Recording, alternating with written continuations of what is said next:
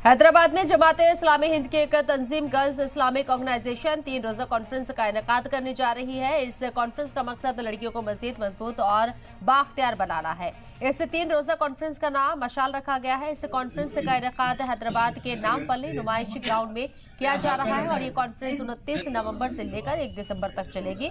काबिल जिक्र है कि इस तंजीम का मिशन तालिबात और नौजवान खवातीन को हिदायत इलाही की रोशनी में तैयार करना है।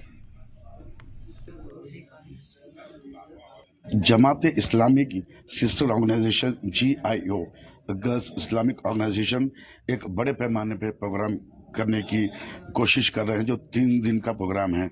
मेरे साथ यहाँ पर विंग के प्रेसिडेंट मौजूद हैं।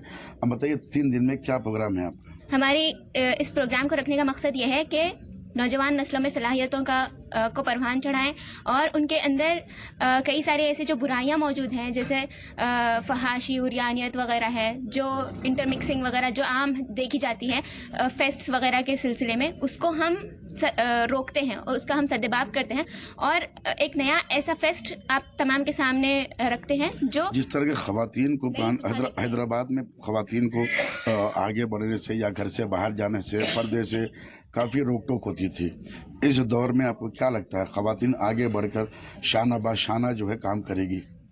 खवातीन पूरे इस्लामी दायरे में रहते हुए अपना पूरा ताउन दे सकती है। ऐसा नहीं है कि बस घर की 4 दीवारी में रहो, बल्कि आला तालीम याफ्ता भी हो सकती है और प्रोफेशनल भी हो सकती है, लेकिन ये शर्त ये है कि इस्लामी शरीयत को वो पाबंद रहे। जमात इस्लामी की एक sister organization GIO girls Islamic organization ने 3 रोज़ा प्रोग्राम रखा है, जिसमें दीन के मुतालिक कॉम्पिटिशन्स किए जाएंगे, जैसे खिरात कंपटीशन है, ऐसे कॉम्पिटिशन्स किए जाएंगे।